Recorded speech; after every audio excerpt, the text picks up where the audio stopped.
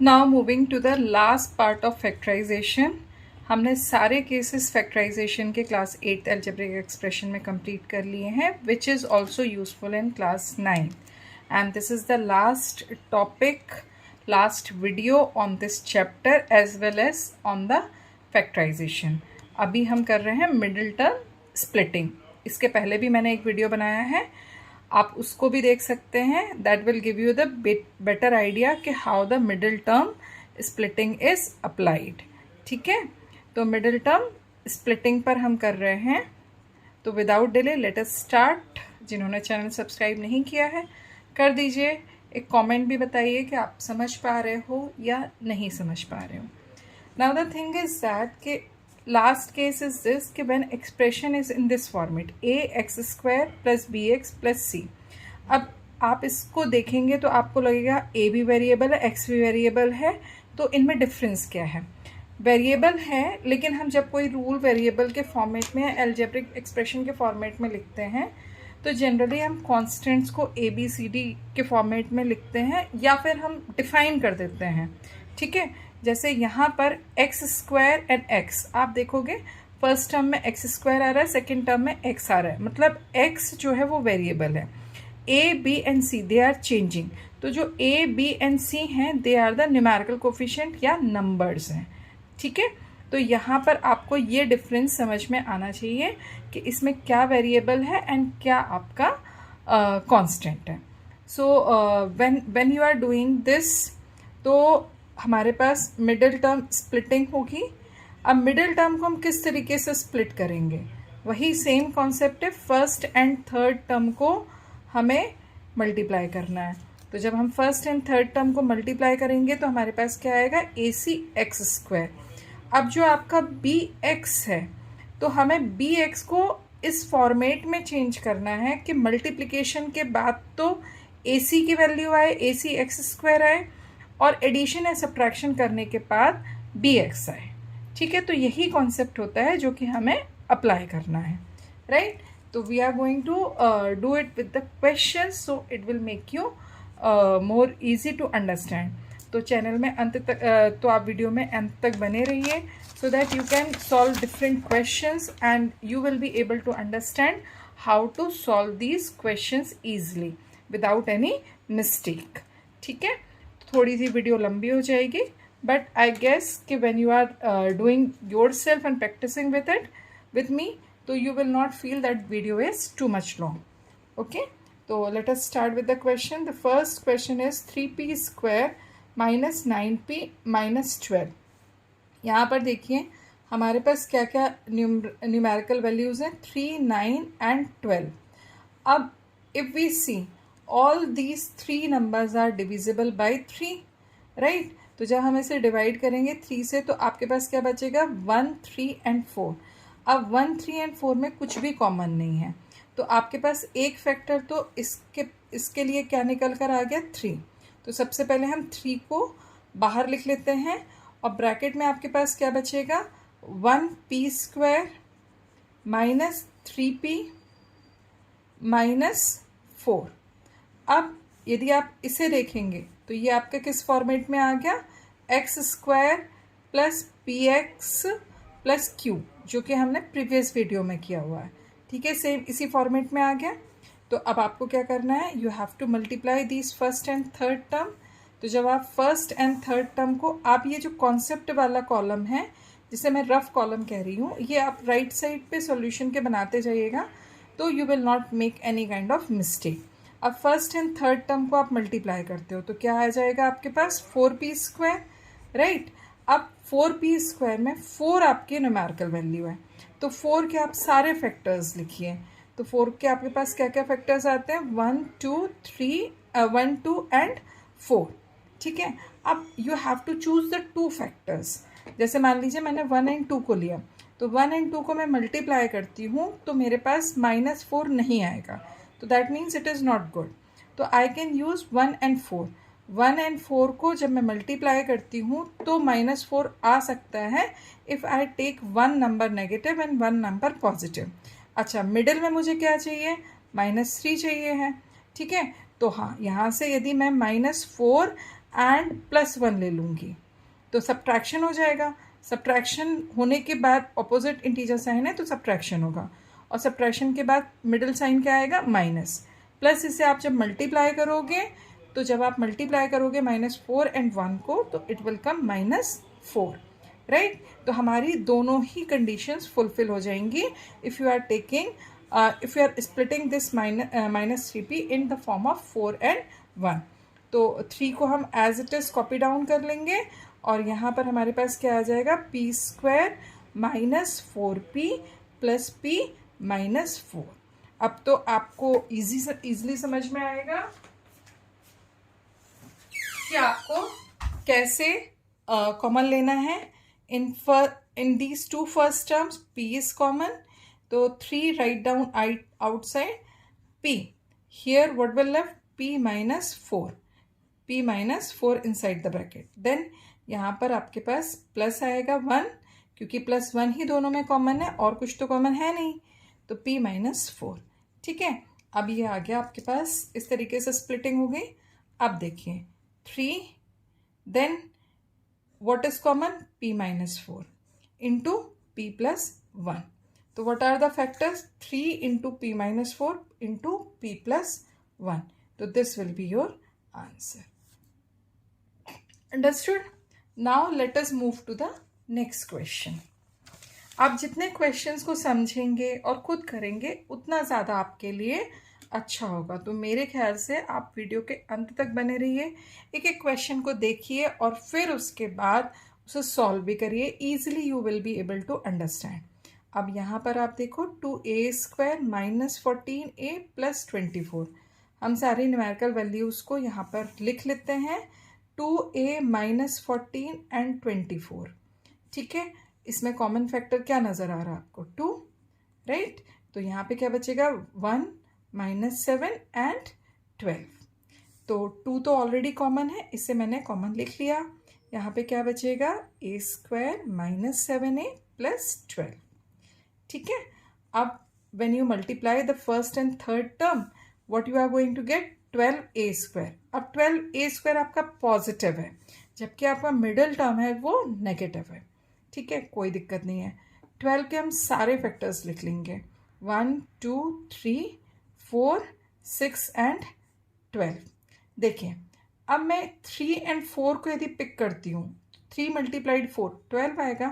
3 और 4 को ऐड करती हूँ तो आपके पास क्या आ जाएगा, 7, ठीक है।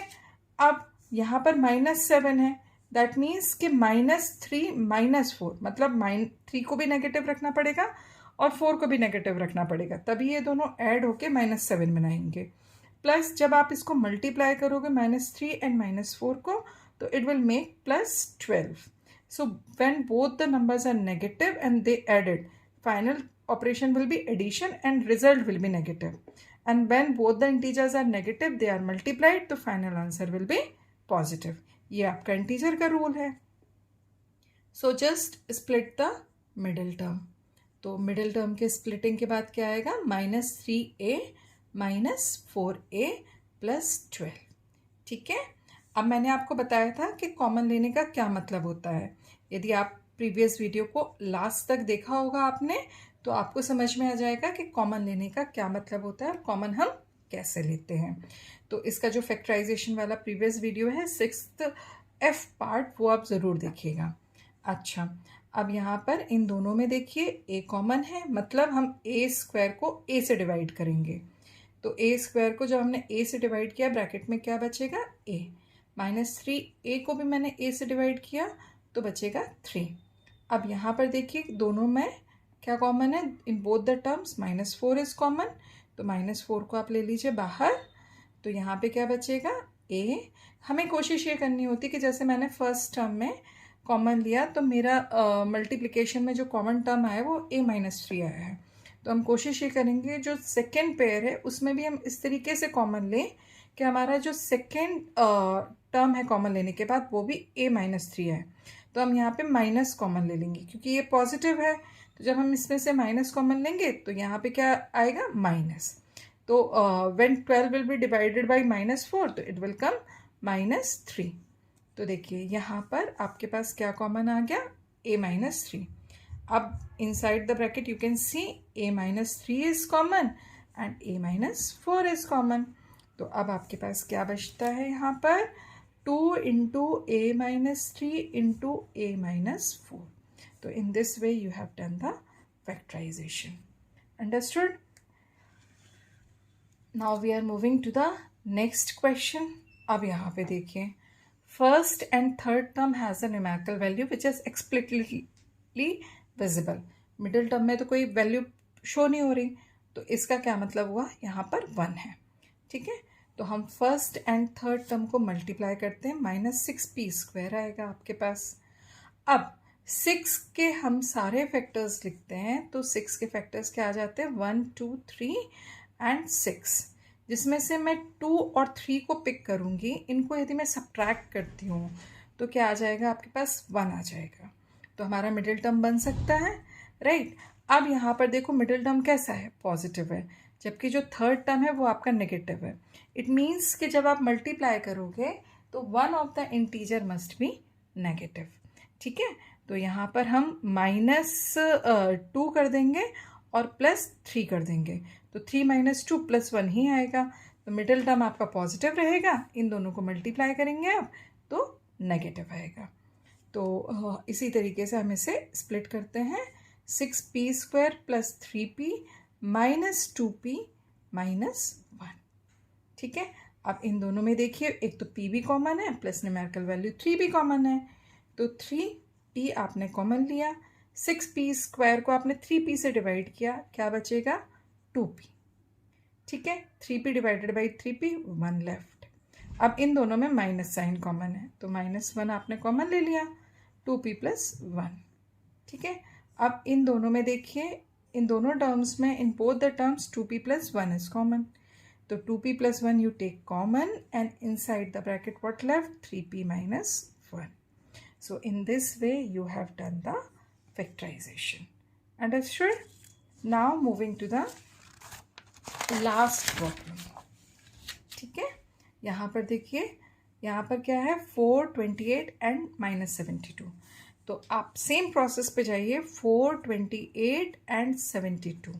What is the common factor here 4, right. अब आप इसे डिवाइड करोगे तो क्या बचेगा 1 7 एंड हियर 18.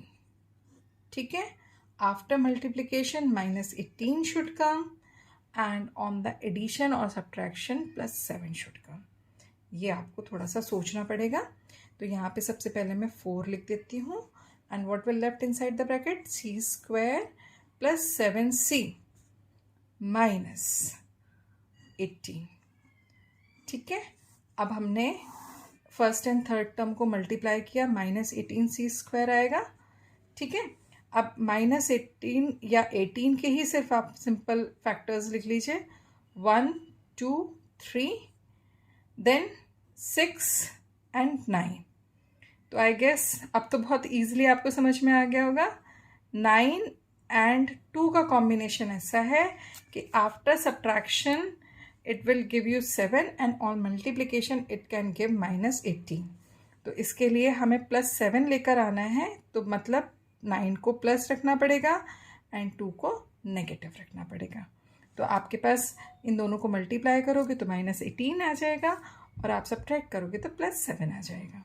तो क्या बनेगा आपके पास 4c² + 9c - 2c - 18. अब further factorization is your task. आप करिए और आंसर निकाल कर मुझे बताइए whether you are able to get the correct answer और नॉट. ठीक है, इसके बाद एक और क्वेश्चन मैं आपको प्रैक्टिस के लिए देती हूँ. यहाँ पर कोई भी न्यूमेरिकल वैल्यू कॉमन नहीं है, आपको इसको फैक्टराइज करना है. अब फर्स्ट एंड थर्ड टर्म को मल्टीप्लाई करके देखिए, -24 आएगा. तो -24 को आपको इस तरीके से स्प्लिट करना है कि on multiplication it should come -24 and on subtraction it should come 8. तो ये आपका होमवर्क है, आपका टास्क है. If you are not able to do तो just ask me on the comment section, I will help you. But मेरे ख्याल से आप पूरा वीडियो आप फैक्टराइजेशन के सारे वीडियोस देखेंगे, specially part 6F and 6G आप ठीक से देखेंगे, मिडिल टर्म स्प्लिटिंग वाले, तो आपको बहुत ईजिली समझ में आ जाएगा कि आपको कैसे इसको स्प्लिट करना है। तो तब तक आप चैनल को सब्सक्राइब यदि अभी तक नहीं किया है तो कर लीजिए, आपके लिए बेनिफिशियल होगा। मैं नए नए वीडियोस लेकर आऊँगी, आपके सारे मैथ्स प्रॉब्लम एक ही जगह पे सॉल्व हो जाएंगे, आपको यहाँ वहाँ परेशान होने की ज़रूरत नहीं पड़ेगी। तो क्लास 8 के जितने भी टॉपिक्स हैं, जितने भी चैप्टर्स हैं, I am going to make the videos on all the topics and part wise I am going to cover all the topics. तो आपके लिए एक अच्छी अपॉर्चुनिटी है कि आप अच्छे से चैनल को देखिए, हर एक वीडियो को ध्यान से देखिए और प्रैक्टिस करिए, और आपकी मैथ्स से रिलेटेड जो भी प्रॉब्लम होती है, if you feel, you can comment me, you can ask me through the comments. Till then, keep practicing. Good luck.